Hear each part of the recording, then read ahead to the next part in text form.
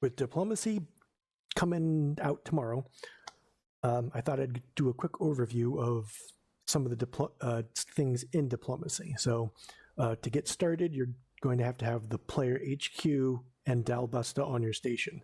I believe that's the Hacktiva questline for Dalbusta. And then he'll eventually give you the mission to get the embassy. Once you get the embassy, you can talk to the faction representatives.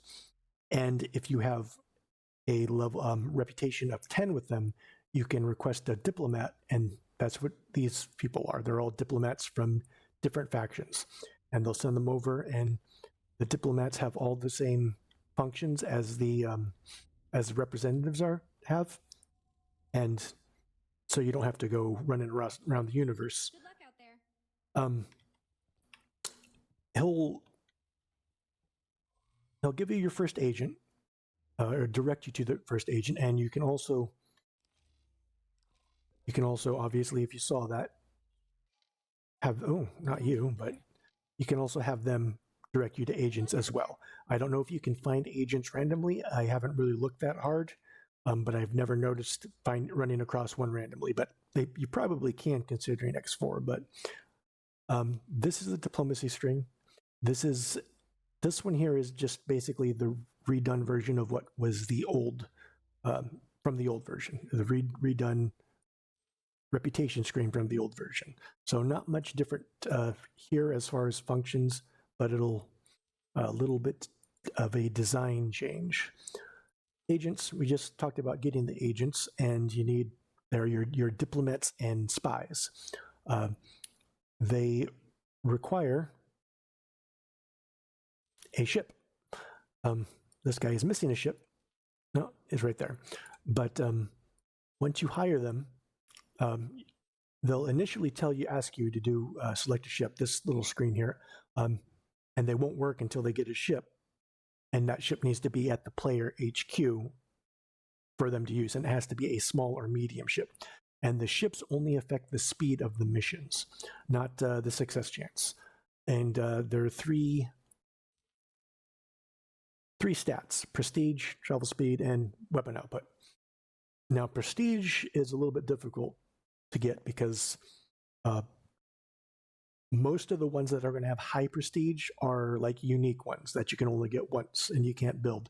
One of the better ones to use that you can build, at least without the upcoming DLC, is the katana. That, even though it's low, it sits at about 20 prestige, and the max prestige, I believe, let's see, is like the max prestige is 100, but it's capped out at 50% anyways, as far as how much it helps. So anything past 75, at least when these numbers were done, that caps out. They may change that. They may have already changed that, to be fair. But as far as everyone can tell, let's see, this one was updated in release candidate 1. I believe this is release candidate 2 that we're on right now, and they may have changed it a little bit, but right now that's only a 50% bonus if you get perfectly high. And the travel speed is 25%, and the sustained weapons is 25% as well. The travel speed caps out at 10,000. I think it's 10,000 even, and then the weapons output at 15,000. Or no, yeah, 15,000. So if you have all those, you get basically the maxed out bonuses for mission time. And it's not your success rate, but it's just your mission time. And that, I believe, that'll take your average 30-minute missions, because they have a lot of them are 30 minutes, down to about 10. I know right now this one will bring it down about 15 minutes. So, and then on your agent information, the only thing that really matters is the experience in negotiation and espionage. So they start at incompetent, I believe. I'm forgetting the levels. No, they start at unskilled, and then they go to novice, competent, proficient, experienced, and then expert. And obviously, the higher, the better. So once we get over here, these are the actions. This is the main bread and butter of the update. Your influence here is a currency. It does not matter which stations and which factions you gather influence on. It's just a blanket currency.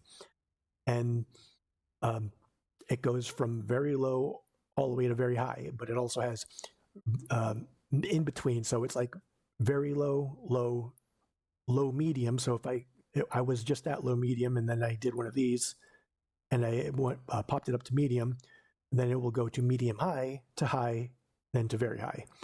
And the estimated numbers for, well, I'm not sure the numbers really matter, but apparently very low is 1, low is 2, low medium is 4, medium is 7, high medium is 12, high is 20, very high is 33, and possibly the cap is 42.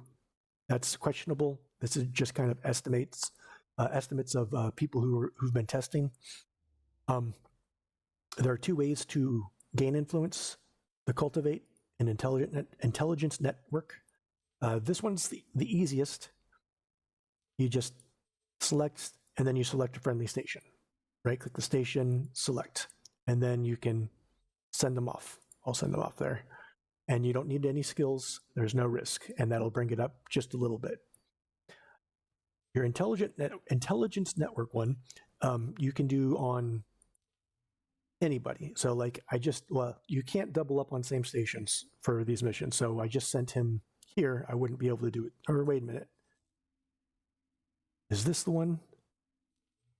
Okay, I guess there's certain missions that you can't double up agents on. I'm not sure what they are off the top of my head. But the big thing about intelligence network is you can also do that on people who you're not friendly with. So the other thing is it gives you more influence. So this will bring you low or medium influence. Well, this one will bring medium to high, but you need a slightly more experienced agent, and there's a higher risk of getting injured or death. Although I have never had a death on anything medium or below, and that may be because it's not possible on that low, or it's just so low that I didn't run into it. I have had agents die on high difficulty, high risk to agent ones, and it does destroy the ship. So if you're giving them a unique ship, just know that you can lose it. So that's how you build influence, and then the cost of influence on each action is here. So there's improved relations, very low. So it just by pretty much just one of these. And this improved relations is pretty good at like neutral and lower levels. It's not going to bring you mass amounts of reputation with them, but it's good to get a good start. It's very easy to get them up to 10 with very low. The medium's more difficult, obviously, and it costs you. The money's not really a big deal, but the spacefly caviar is going to get annoying because there's constant use of the spacefly caviar. The risk to the agent is low, so you don't have to worry about that. And you're probably going to succeed, and it'll give you better reputation. This is the kind of thing that I would generally, if they're far away and it's long term, I'll use it to try and push it over the edge. But still, for the most part, using a local auto miner to supply their stations or a local trader to supply their stations is probably still better. This is good for a good push across the finish line and a good kind of push off the start line.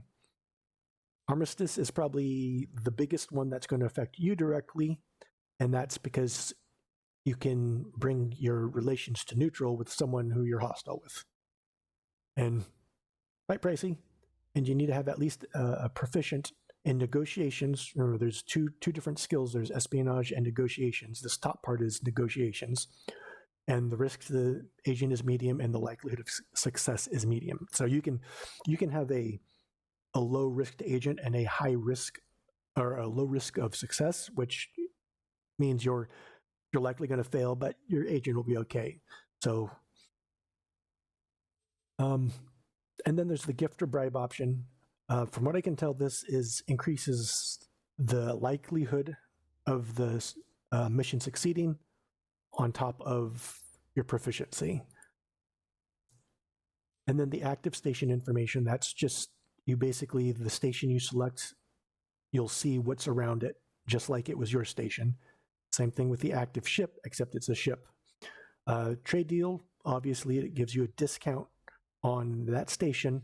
I have not done this, but I'm willing to bet it is probably just, in fact, I'm almost guarantee it's a temporary one because of how cheap it is. And then War Declaration, which is in the old version of X4. They just moved it to the diplomatic actions. So that's not really new. It's just there. And most people aren't going to use it because if you're going to wage war on someone, you're just going to open fire. We talked about the intelligence network. Then I think the espionage stuff is going to be probably more used than anything. And blueprints, stealing your blueprints, same way as you do all these missions. It's, all the missions are essentially functionally the same. Module blueprints, again, same thing. The only difference is they cost more. It's usually more risky. And you can, I would say, always bribe if you're going to do one of these. Say, I believe it was either this one or a ship where I lost my first agent.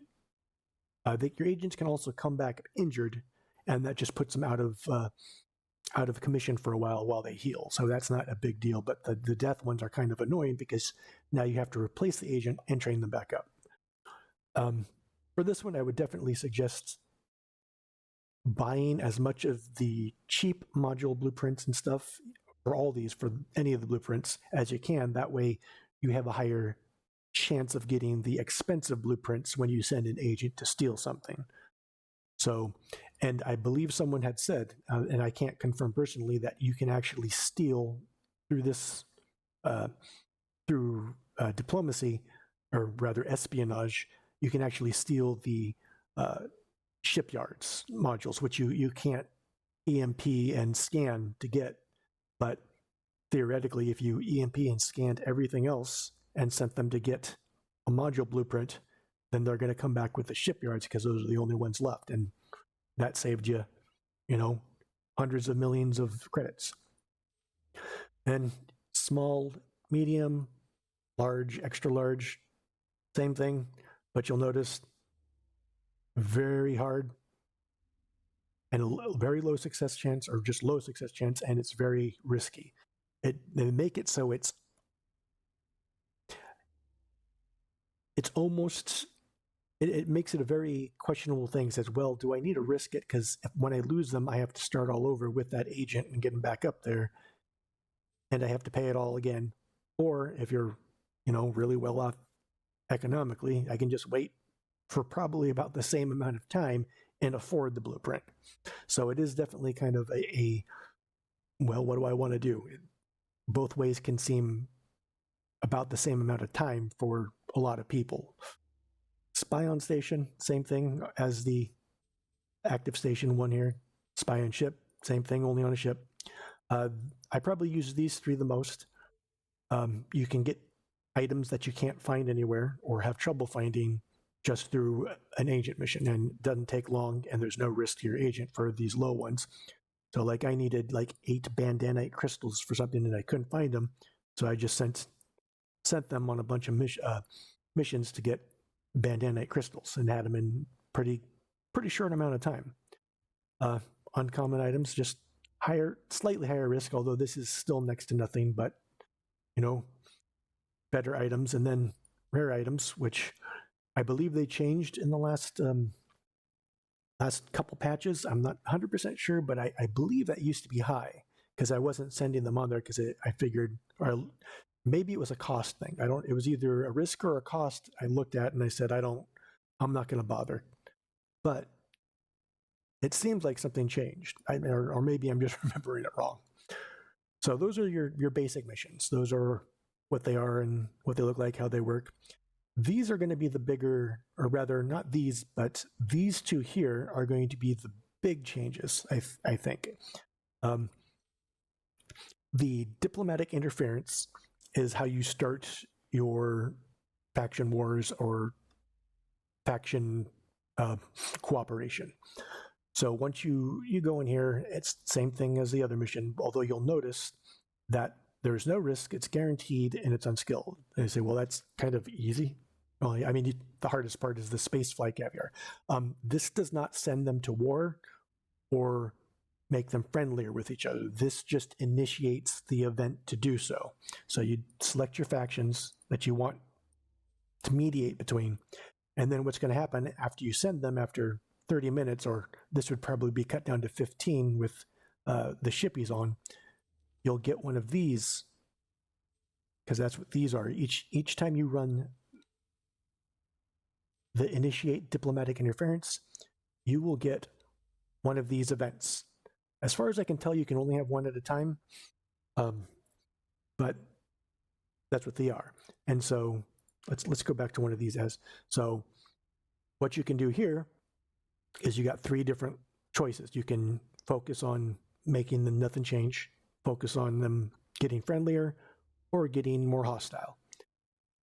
And they'll show you the likely outcomes down here and everything. And same thing, you just send an agent, you make sure you have your price and your influence right there. You know, I don't have the high influence to do that.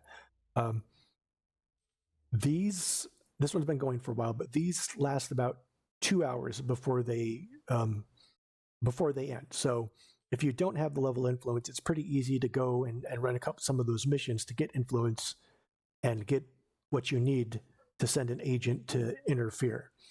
And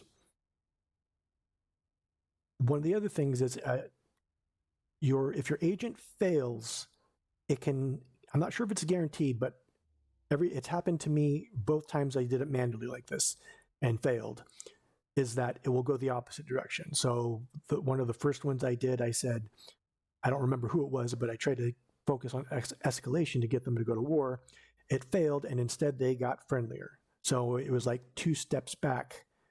And so now to get them to go back to war, I got to succeed in the escalation 2 times, because each time it's only moved it one grouping. And I don't know if there's a critical chance in there that makes it so you can go further, like go from neutral to directly to enemies.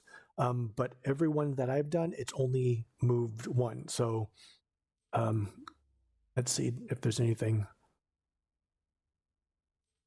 Focus on cooperation. So this one just went up to ally. I guess they don't really tell you where they started at, but as you can see, they went hostile. So that's how you get them to go to war or stay friendly. Now you can do that manually every time, or you can enable protocol null. This starts disabled. Once you enable it, what happens is every 2 to 3 hours, I don't remember what the exact time was, one of these will pop up at random. So you don't choose who you're mediating between, but you'll get a random event like this. And then you can choose to interfere and try and make them cooperate more, escalate, or stay the same. Or you can just do nothing and let random chance happen. Like this one was random chance because I just left it and they chose, nothing happened. This one was random chance, I let it happen and they got hostile.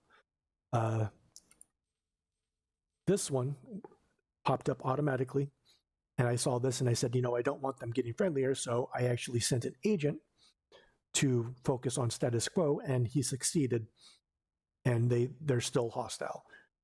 So this is, to me, this is the big thing that people are going to use, because this will make the world move without you interfering. So wars will break out, people will get friendlier, and the factions alignment, so to speak, will change without you having to really do anything. But you have the choice or the option to get in there and influence it and change it. It's not guaranteed. Well, I think some of them are guaranteed. This one's guaranteed. I think if I had high influence, as you can, likelihoods of outcome. So that's high. So when I did that, it means it's guaranteed.